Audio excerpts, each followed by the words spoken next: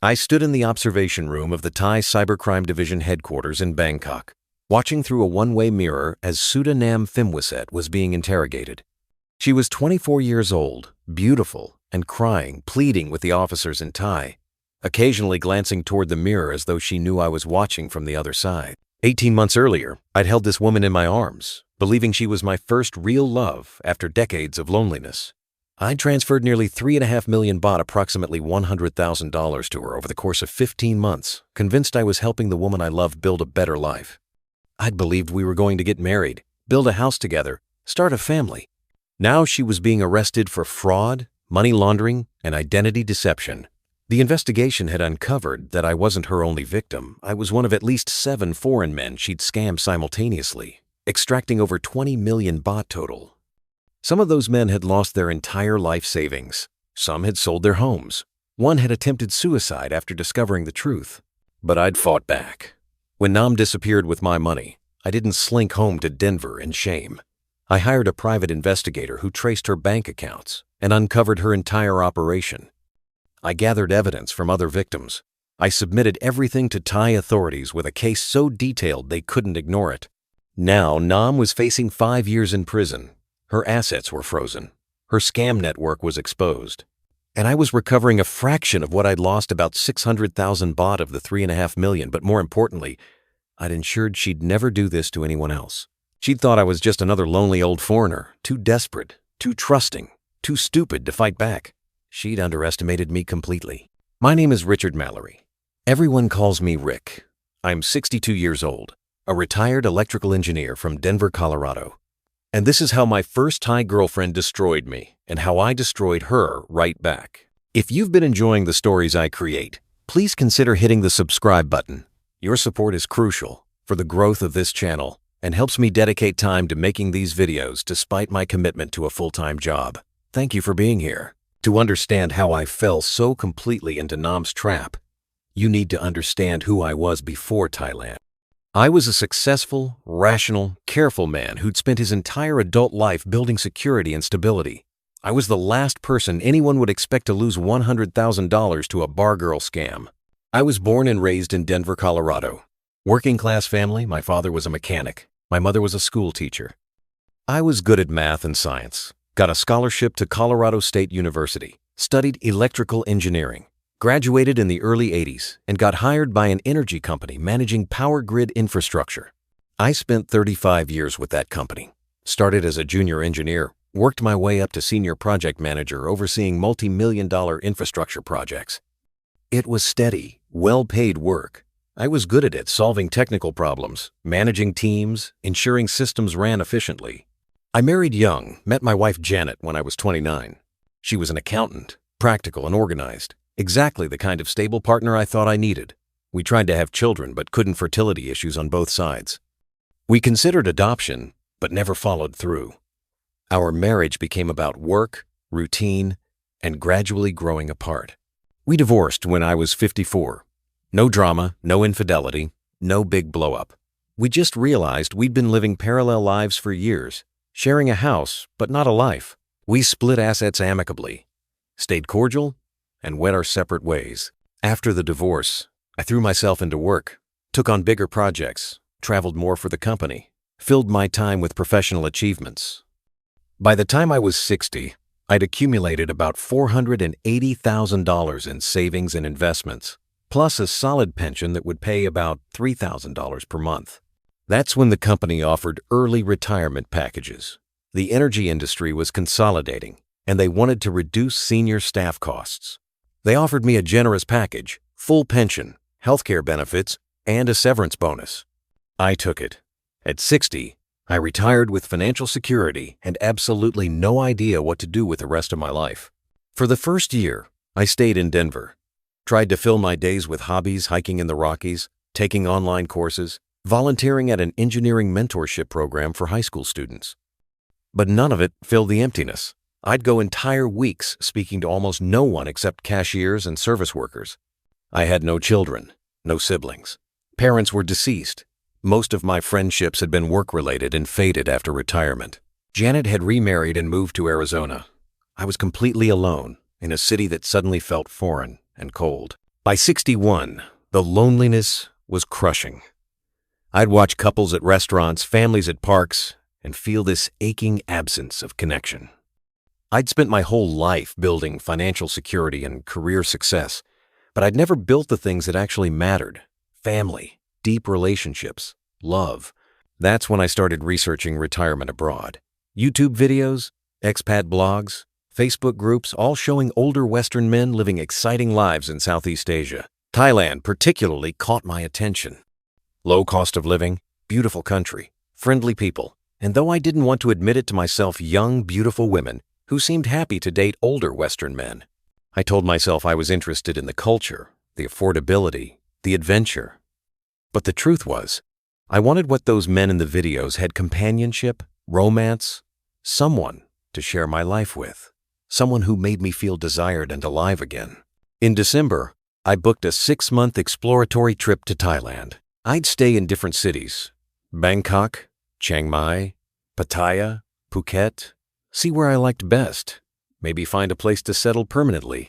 I landed in Bangkok in January with 2 suitcases, $480,000 in the bank, a monthly pension, and a desperate hope that Thailand would give me the connection and purpose I'd been missing. Thailand delivered, but not in the way I'd hoped. I spent my first week in Bangkok playing tourist, visited temples, explored markets, ate street food, marveled at how far my money went. A full meal for $3, a nice hotel room for $40. Everything was affordable and exotic and overwhelming in the best way. But I was also lonely, eating alone, sightseeing alone, going back to my hotel room alone every night. I'd see couples everywhere: young Thai couples, Western expat couples, mixed Thai foreign couples, and I'd feel that familiar ache of being alone. After a week in Bangkok, I took a bus to Pattaya. Everyone said Pattaya was where Western retirees went: beach town, active expat community, easy lifestyle. The bus ride took about 2 hours through Thai countryside that looked nothing like Colorado. I'd booked a condo near Pratumnak Hill, quieter area away from the main tourist strips, close to the beach, modern building with a pool. The rent was 12,000 baht per month, about $330. In Denver, I couldn't rent a parking space for that. My first night in Pattaya, I walked down to Beach Road. Music poured from bars lining the street. Neon signs advertised beer, cocktails, entertainment. Women in tight dresses stood outside calling to passing men, "Hello, you handsome man, come have drink with us." I'd heard about the Pattaya bar scene. Read the warnings in expat forums. Be careful, they said. The girls are professionals. Don't fall in love. Don't make it complicated. Know what you're getting into. I told myself I was just going to have 1 beer at a bar, see what the famous Pattaya nightlife was about, satisfy my curiosity. I chose a small beer bar that looked relatively quiet called Smile Bar, with open-air seating and a small pool table in the back. I walked in, sat at the bar, ordered a Chang beer. There were maybe 6 women working there, most wearing bikinis or short dresses, dancing to Thai pop music, chatting with a few customers. One woman behind the bar caught my attention. She was young, early 20s, maybe with long dark hair pulled back in a simple ponytail. She wore jeans and a white t-shirt, no heavy makeup like the other girls, and she seemed quieter, more reserved. She smiled at me, a genuine, shy smile, not the aggressive flirtation the other girls were using on customers. "Hello," she said softly. "Welcome to Smile Bar. You are new to Pattaya?" "Yes," I said. "Just arrived today." "I can tell. You have that look like you are not sure what to think of all this." She gestured around at the bar scene with a slightly embarrassed expression. "Is very different from America, yes?" "Very different," I agreed, surprised she'd guessed I was American. "How did you know I'm from the U.S.? "Your accent and your style. American men dress different from Australian or British, more casual, more, how do you say, practical." She smiled again. "My name is Nam. What is your name?" "Rick," I said, extending my hand. She shook it with a surprisingly firm grip. "Nice to meet you, Rick. You want another beer?" We talked while I drank. She asked thoughtful questions: what brought me to Thailand, what I did for work back home, what I thought of Pattaya so far. She listened attentively, seemed genuinely interested, rather than just making bar small talk. I asked what she did. She explained she was finishing a university degree in hospitality management, studying part-time while working at the bar to pay tuition. "I don't really like bar work," she admitted quietly, glancing around to make sure the bar owner wasn't listening. "But it's good money, better than working at 7-Eleven or restaurant. I can pay my tuition and send money home to my family. After I graduate, I want to work at nice hotel, maybe Marriott or Hilton, something professional." "Where's your family?" I asked. "Khon Kaen, in Isan, northeast Thailand. Very poor area.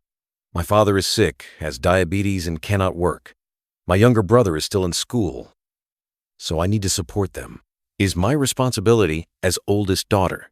She said it matter-of-factly, without self-pity or asking for sympathy, just explaining her reality. I found her refreshingly different from the other bar girls I'd seen, more serious, more ambitious, more authentic. She wasn't touching me unnecessarily or giggling at everything I said. She was just talking like a normal person. After an hour, she said she needed to attend to other customers, but asked if I'd come back another night. "I work here most evenings. Would be nice to talk more. You seem like a good person to practice English with."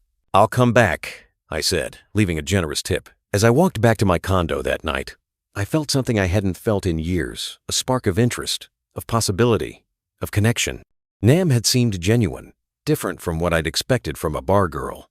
She had goals, family responsibilities, intelligence. I told myself to be careful, to not read too much into one pleasant conversation, to remember all the warnings about Thai bar girls and romance scams.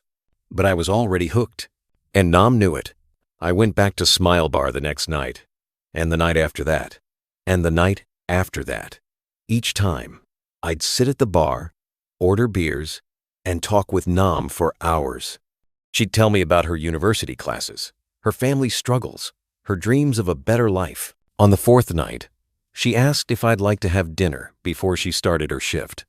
"I know a good Thai restaurant nearby. Real Thai food, not tourist food. I would like to show you." We went to a small local restaurant where I was the only foreigner. Nam ordered for us in Thai som tam, papaya salad, grilled chicken, sticky rice, tom yum soup. The food was delicious and cost less than $5 for both of us. She insisted on paying. "You always buy drinks at the bar. Let me treat you this time." That gesture, paying for dinner when she was clearly struggling financially, touched me deeply. It made me believe she genuinely liked me, not just my money. Over dinner, she told me more about her family. Her father had been a farmer before diabetes made physical work impossible. Her mother had passed away when Nam was 15, leaving her to help raise her younger brother Somchai, now 16. "I promised my mother I would take care of them," she said, her eyes getting misty. "I would make sure my brother finishes school, that my father has medicine. That's why I came to Pattaya. Why I work in bar even though is not what I want. Because my family needs me." "That's incredibly responsible," I said. "You're a good daughter." "Sometimes I think I am bad daughter," she said quietly. "Because I work in bar. My father doesn't know what I really do. I tell him I work in restaurant. If he knew, he would be so ashamed." "You're doing what you need to do to survive and support your family," I told her. "That's not something to be ashamed of." She looked at me with such gratitude, such vulnerability, that I felt something shift inside me. This wasn't just attraction. This was protective instinct, a desire to help her, to make her life easier. After dinner, we walked along the beach. She didn't hold my hand or try to seduce me. She just walked beside me, occasionally pointing out things: fishing boats on the horizon, the lights of hotels reflecting on the water, a couple taking wedding photos on the sand. "That could be us someday," she said suddenly, nodding toward the couple. "If we are lucky." "Us?" I asked, surprised. She blushed, looking embarrassed. "I'm sorry. That was too forward. I just meant, I like you, Rick. You are different from other customers. You treat me like person, not like bar girl. You are kind and respectful. I haven't felt this way about someone in a long time." "I like you too, Nam," I admitted. "More than I probably should after only knowing you a few days." "Why should? If we like each other, we like each other. Age doesn't matter. Background doesn't matter. What matters is how we feel." That night, she came back to my condo. We didn't sleep together. She said she wasn't ready, that she needed to trust someone completely before being intimate. We just lay in bed talking for hours. Her head on my chest, my arms around her. "I never thought I would meet someone like you," she whispered in the dark. "Someone who sees me as real person with dreams and hopes. Not just pretty girl in bar." "I do see you," I said. "And I'm lucky to have met you." Over the next month, Nam and I became inseparable. She'd quit working at Smile Bar, said she couldn't flirt with other men anymore now that she had feelings for me. I'd told her I'd cover what she would have earned, so she wouldn't lose income. We'd spend days together, beach trips, temple visits, market shopping, cooking together at my condo. She'd teach me Thai words and phrases. I'd tell her about engineering, about America, about Denver. She introduced me to Thai culture in ways I'd never have experienced as a tourist. Took me to local festivals, explained Buddhist customs, cooked authentic Aizen food for me. And finally, after about 6 weeks, we became intimate. It felt special, meaningful, like we were truly building something real together. "Rick, I have to tell you something," she said one night, lying in my arms. "I think I'm falling in love with you. I know it's too soon. I know you probably think I'm just bar girl saying what you want to hear. But I feel it. I really feel it." "I feel it too," I said. And I meant it. At 61 years old, for the first time in decades, I felt deeply, genuinely in love. I was a rational man, an engineer trained to analyze systems and identify problems. But love isn't rational, and I wanted so badly for this to be real that I ignored every warning sign. The first request for money came in late March, about 2 months into our relationship. Nam mentioned casually that her university tuition payment was due 60,000 baht for the semester, about $1,600. "I have been saving," she said, "but I am still 30,000 baht short. I was going to ask the bar owner if I could work extra shifts, but I quit, so now I don't know what to do." 30,000 baht was about $800. Nothing to me, but apparently everything to her education. "I'll pay it," I said immediately. "Rick, no, is too much. I cannot accept. You quit the bar because of me. Your education is important. Let me help. Consider it an investment in your future, our future." She'd cried, hugged me tightly, thanked me over and over. The next day, we went to her university together, a small private college in Pattaya, and I paid the remaining 30,000 baht at the administrative office.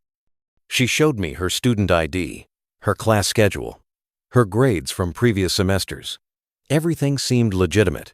2 weeks later, she mentioned needing transportation to get to her university classes and to visit her family in Khon Kaen. She'd been taking buses everywhere, which was time-consuming and exhausting.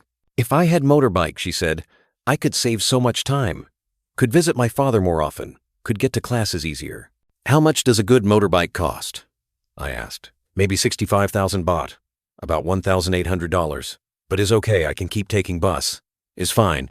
I bought her a Honda scooter the next day, 65,000 baht at a local dealer.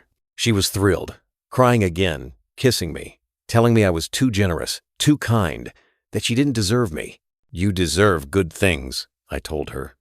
"You work so hard, take care of your family, study for your future. Let me help make your life a little easier." In April, Nam asked if I wanted to meet her family. She told her father about me, told him I was a kind American man who made her happy. He wanted to meet me, to make sure I was treating his daughter well. We drove to Khon Kaen on her new motorbike about 6 hours from Pattaya through rural Thailand.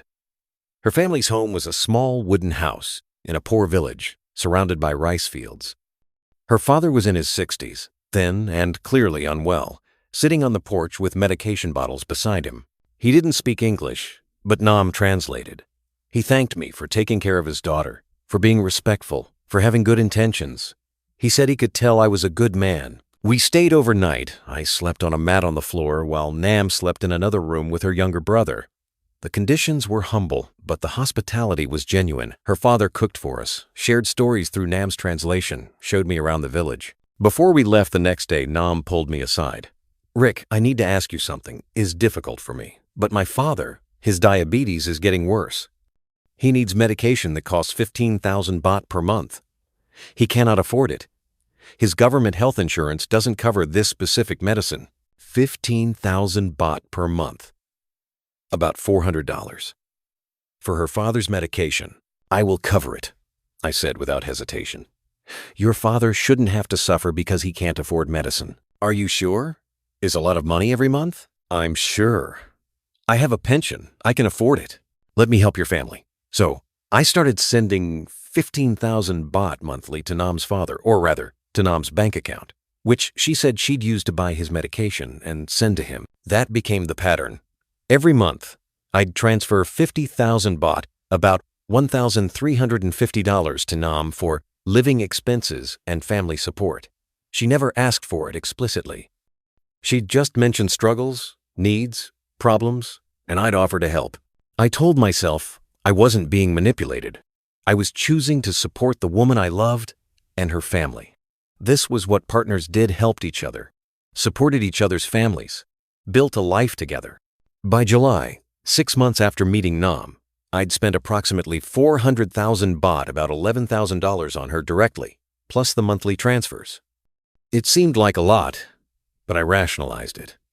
She'd quit her bar job for me. She was studying to improve her life. She was supporting her family. I had the money.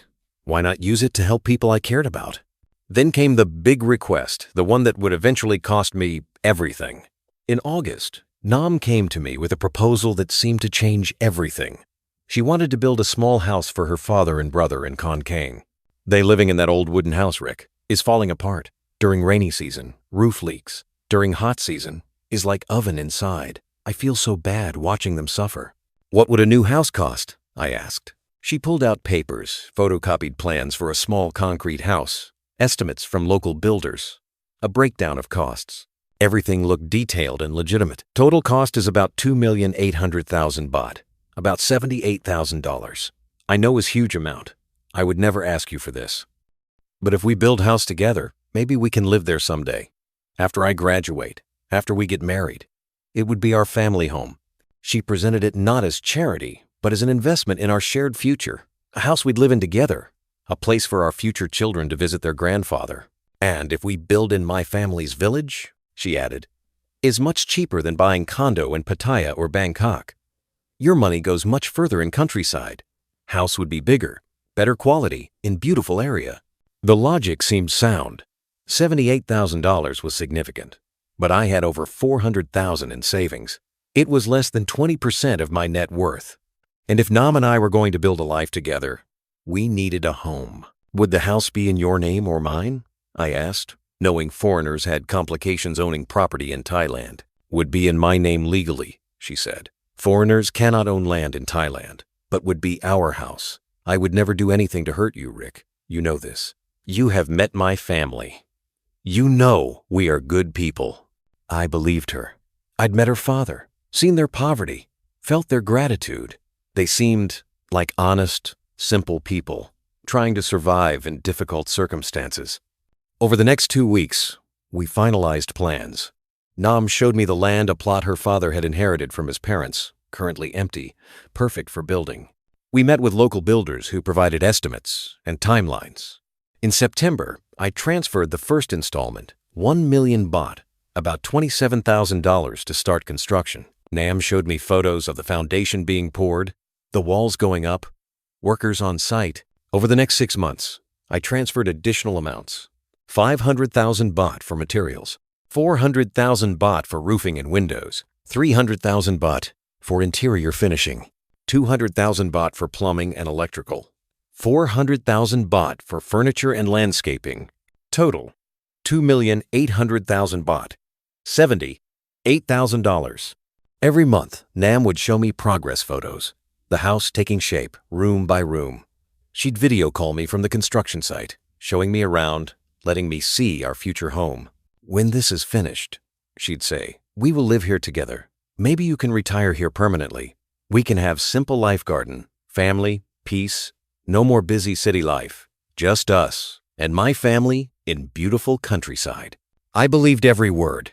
I was building our future home, our family home, the place where I'd spend my retirement years with the woman I loved.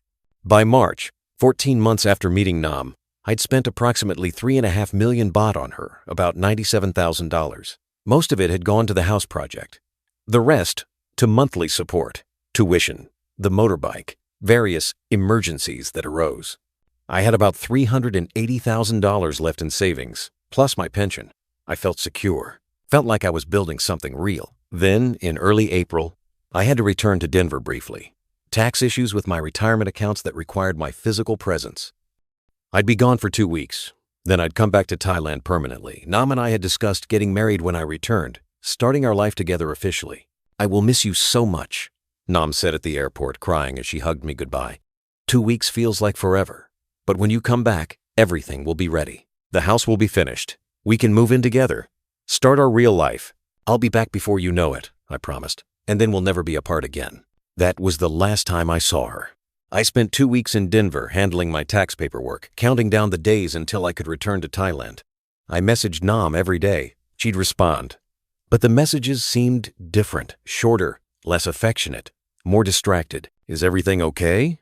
I'd ask. "Yes, just busy with school and family. Miss you. Talk soon." I tried not to worry. Told myself she was just stressed with final semester exams, with construction finishing on the house, with normal life pressures. But something felt wrong. I boarded my flight back to Bangkok in late April. Excited but anxious. When I landed, I tried calling Nam. The call went straight to a disconnected number message. I tried line messaging delivered, but not read. I tried Facebook, her profile was gone. I tried WhatsApp number, not registered. Panic set in. I took a taxi straight to my Pattaya condo, hoping she'd be there waiting. The condo was empty. Her belongings, the clothes she'd left there, her toiletries, her textbooks, all gone. I went to Smile Bar where we'd met. The mama-san, the bar manager, recognized me. "You looking for Nam?"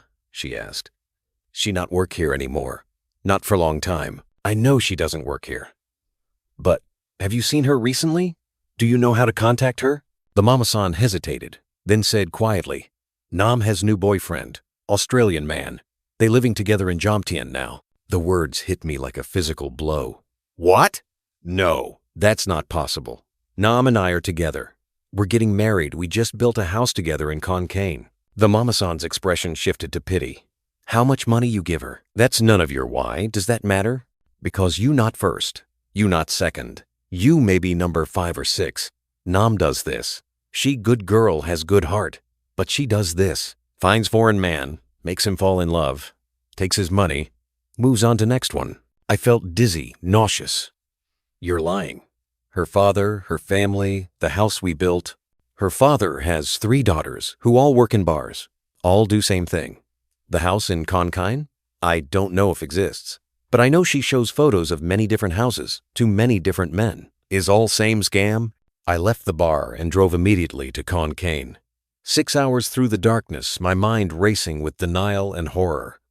When I arrived at the village, at the plot of land where our house was supposedly built, there was nothing. Empty land, overgrown grass, no house, no construction, no evidence that anything had ever been there. I asked villagers if they knew Nam's family. They directed me to a house, not the humble wooden structure I'd visited, but a nicer concrete home. A woman answered the door. She looked vaguely like Nam, but older. "Are you Nam's sister?" I asked. "Yes. Who are you?" "I'm Rick, Nam's boyfriend. I've been sending money to support your father, to build a house for your family." The sister's expression turned cold. "You need to leave." "My sister doesn't live here. I don't know where she is, and we don't want trouble." "But the house I paid for a house." "I don't know about any house. Please leave." She closed the door in my face. I spent that night in a cheap hotel in Khon Kaen, staring at the ceiling, replaying every moment with Nam. Every conversation, every promise, every tear, every "I love you." Had any of it been real? Or had it all been performance, manipulation, calculated deception from the very first smile at Smile Bar? By the time I drove back to Pattaya the next day, I knew the truth. Nam had scammed me. The university student story was fake. The sick father was fake. The house project was fake. The love was fake. I'd given her nearly $100,000, and she'd vanished. I was 62 years old, and I'd fallen for the oldest scam in Thailand. I spent the next week in a haze of humiliation and rage. I'd scroll through our old messages, looking at photos we'd taken together, trying to understand how I'd been so completely fooled. Some of the photos showed us at the construction site, but now I realized those were probably someone else's construction project, or empty land Nam had posed at temporarily. The progress photos she'd sent me were likely downloaded from the internet or taken at real construction sites that had nothing to do with me. The university tuition I'd paid probably went straight to her pocket. The monthly medication for her father? Same thing. The motorbike?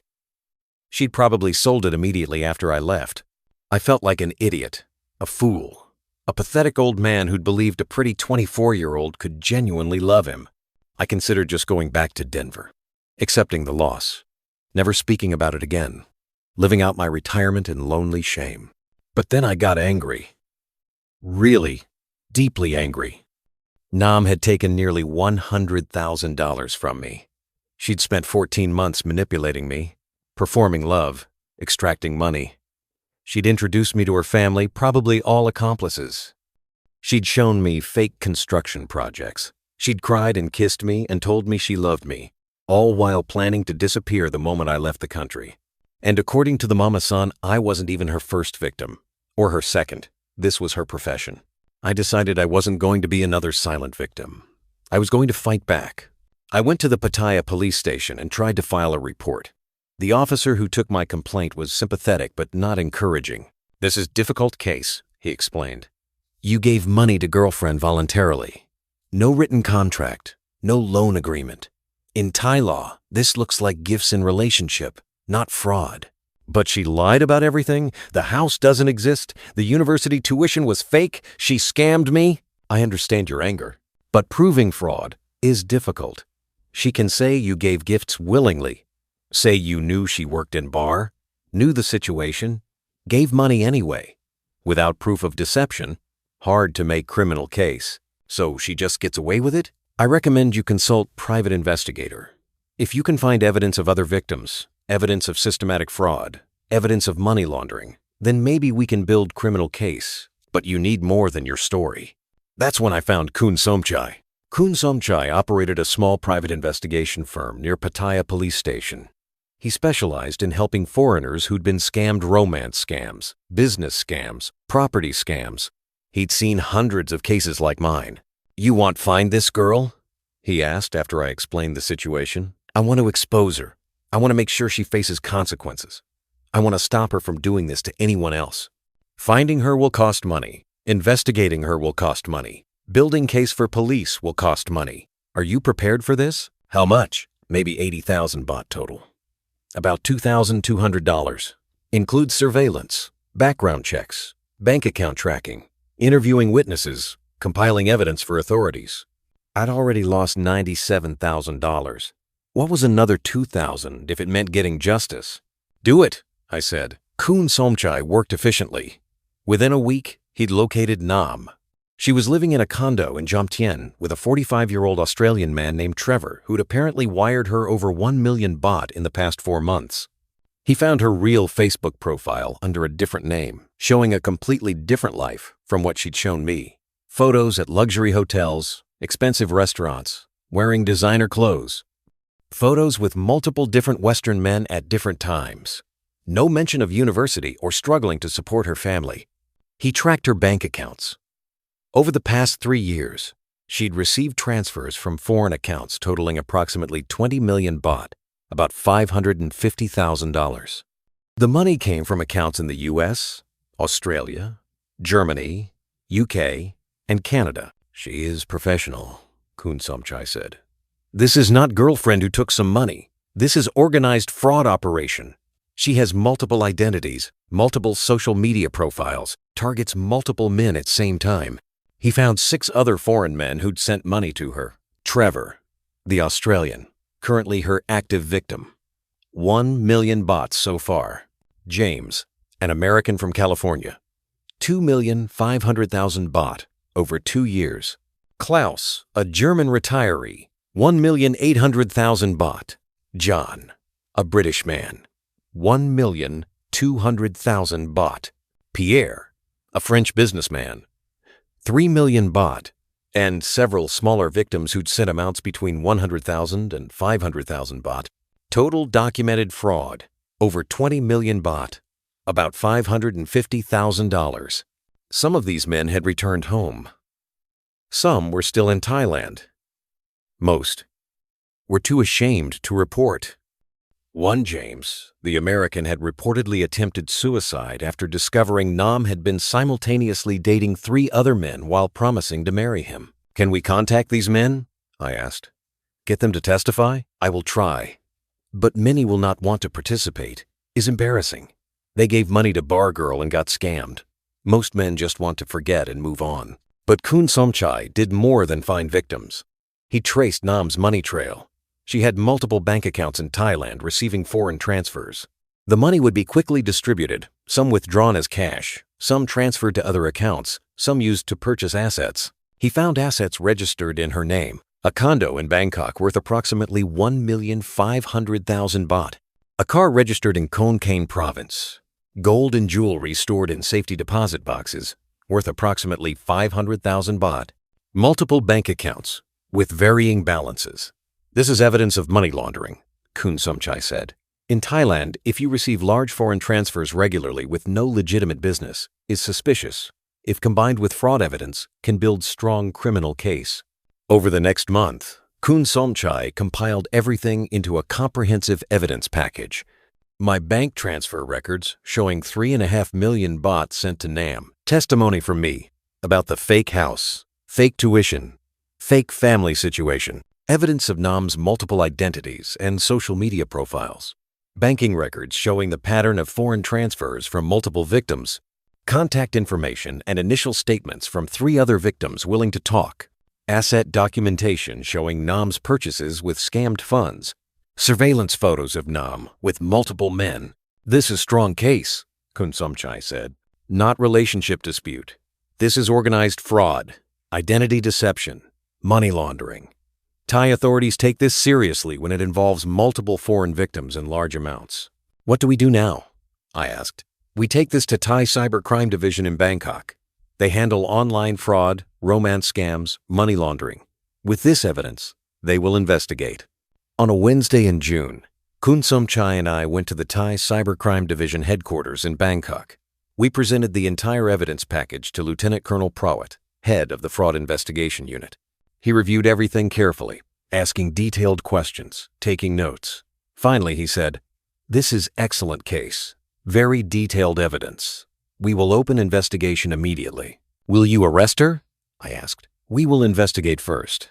Verify the evidence. Contact the other victims. Trace the money trail through official channels. Then, if everything checks out, we will bring her in for questioning. If she confesses, or if evidence is conclusive, we will press charges." "How long will this take?" "Maybe 2 months. Thai justice system is not fast, but your case is very strong. I am confident we will prosecute." I'd spent nearly $100,000 in months of my life on Nam. Now I was spending thousands more and waiting months more for justice. But I'd come too far to stop now. The investigation moved slowly but thoroughly. The Cybercrime Division contacted other victims, verified bank records, traced money transfers, built an overwhelming case against Nam. In late August, 3 months after I'd first filed the evidence, they arrested her. She'd been living in the Jomtien condo with Trevor, the Australian, still running her scams. When police raided the condo, they found multiple phones with different SIM cards, multiple ID cards and bank books in slightly different variations of her name, notebooks with victim information names, nationalities, amounts sent, psychological notes about how to manipulate each one, a laptop with folders containing hundreds of photos, construction sites, university documents, hospital paperwork, all fake materials she'd use for different scams. Trevor was there during the arrest. He'd apparently proposed to Nam the week before and had just wired her another 500,000 baht for their wedding. According to police reports, he'd broken down completely when they explained that Nam was being arrested for scamming multiple foreign men, that he was just one of many, that the wedding was never going to happen. Nam was charged with multiple counts of fraud, identity deception, money laundering, operating without proper business registration, since her scamming was effectively an unregistered business. The investigation confirmed what Kun Somchai had found: 7 primary victims, over 20 million baht stolen over 3 years, systematic fraud operation. The trial was held in Bangkok Criminal Court in November. All the evidence was presented: bank records, victim testimony, fake documents, surveillance photos, the notebooks detailing her manipulation tactics, Nam's lawyer tried to argue that these were voluntary gifts from boyfriends, that cultural differences explained the misunderstandings, that foreign men knew what they were getting into when dating Thai bar girls. But the prosecution destroyed that defense. They showed the systematic nature of the fraud multiple men scammed with identical tactics simultaneously. The fake identity documents, the money laundering through multiple accounts, the assets purchased with stolen funds. They brought in 3 victims to testify, including me. I told the court about the fake house, the fake university, the fake family emergency, the 14 months of manipulation. "Did you believe you were in a genuine relationship?" the prosecutor asked. "Yes, completely." She introduced me to her family. She cried when talking about her struggles. She told me she loved me. I had no reason to doubt her. "When did you realize you'd been defrauded?" "When I returned from America and she'd vanished. When the house I'd paid for didn't exist. When I found out she had multiple other boyfriends, she was scamming at the same time." The Australian Trevor testified next. He was devastated, broken, could barely speak without crying. He'd lost everything, sold his house in Australia, transferred his entire savings to Nam, planning to retire in Thailand with her. The judge wasn't sympathetic to the defense. After 3 days of testimony, the verdict came swiftly. Guilty on all counts. Sentencing was immediate. 5 years imprisonment. No suspension, no reduction. Full 5 years. Additionally, all her assets would be seized and liquidated. Funds would be distributed to victims based on documented losses. She would be required to pay restitution for unrecovered amounts. For me, that meant I'd recover approximately 600,000 baht from the liquidated assets, about $16,500 of the 97,000 I'd lost. Not much, but something. More importantly, Nam would spend 5 years in prison. Her scamming days were over. Her face and real name would be documented in every expat warning forum. She'd never be able to run these cons again. As they led her out of the courtroom, she looked at me, not with tears or regret, just cold calculation, assessing whether I'd been worth the effort. "You destroyed my life for nothing," she said in English as she passed. "You didn't get your money back. You just wanted revenge." "You destroyed your own life," I said. "I just made sure you faced consequences." She laughed bitterly. "You are still alone, still old, still lonely. You think you won something? You won nothing." She wasn't wrong about that. But at least she was going to prison. It's been 8 months since Nam's sentencing. I'm back in Denver now, living in a small apartment, trying to rebuild some semblance of a normal life. I recovered about $16,500 from the asset seizure. Combined with my remaining savings and pension, I'm financially stable, not wealthy, but secure enough for a modest retirement. But the emotional damage runs deeper than the financial loss. I can't trust people anymore. Every friendly interaction feels suspicious. Every smile seems calculated. Every kindness feels like manipulation. I tried dating through online apps women my own age, living in Denver, with their own careers and finances. But I can't shake the paranoia. Why would they want to date me? What do they really want? What's the angle? I know that's unfair to them. Most people aren't scammers. Most relationships aren't fraud. But Nam damaged something fundamental in me, my ability to believe in genuine human connection. I also carry shame. My friends know what happened. I told them the truth when they asked why I'd come back from Thailand early. Some were sympathetic. Others clearly thought I was a fool. None of them say it directly, but I can see it in their eyes. What did you expect? Chasing young Thai girls at 62? They're not wrong to think it. I was a fool. I let loneliness override common sense. I believed a beautiful 24-year-old could genuinely love a 62-year-old retired engineer because I desperately wanted it to be true.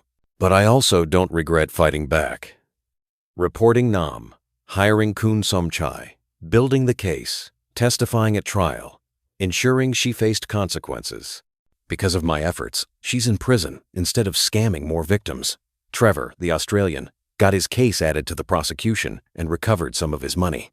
Other victims got closure, got their stories heard, got some small amount of justice. And Nam's face, name, and tactics are now documented in dozens of expat forums and warning websites. Any man who Googles her name before sending money will find detailed warnings about her scams. I can't recover my $97,000. I can't recover the 14 months I spent believing in a fake relationship. I can't recover my ability to trust easily. But I stopped her from destroying more lives. And that matters. I'm writing this at my kitchen table in Denver, looking at old photos of Thailand. The temples, the beaches, the markets. Beautiful country. Genuinely kind people in most cases. But also a place where professional scammers target vulnerable foreign men with ruthless efficiency. If you're reading this because you're considering a relationship with a Thai woman you met online or in a bar, here's what I wish I'd known. Age gaps are red flags. If a beautiful 20-something is pursuing a relationship with a 60-something foreigner, money is almost certainly the primary motivation. That doesn't mean all age gap relationships are scams, but most are transactional, and you need to be honest with yourself about that. Bar girls are professionals. They're trained to make you feel special, different, seen.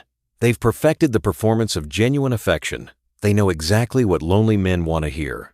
Don't believe you're different or that your relationship is special. You're not. It isn't. Verify everything independently. If she says she's a university student, visit the university. If she says her father is sick, visit the hospital. If you're building a house, visit the construction site regularly with an independent inspector. If you can't verify a claim, don't invest money based on it. Never put assets in someone else's name. I don't care if Thai law makes it complicated for foreigners to own property. I don't care if she promises it's our house. If your name isn't on the deed, you own nothing, period. Document everything. If you're sending money, create written loan agreements. If you're investing in projects, get receipts and contracts. If you're supporting someone, have clear terms about repayment or expectations. Without documentation, you have no recourse if things go wrong. Watch for urgency and emergencies. Scammers create false urgency to prevent you from thinking carefully. If every request is urgent, if emergencies keep happening, if deadlines are always immediate, you're being manipulated. Report if scammed. Most victims suffer in silence because they're ashamed. That shame protects scammers.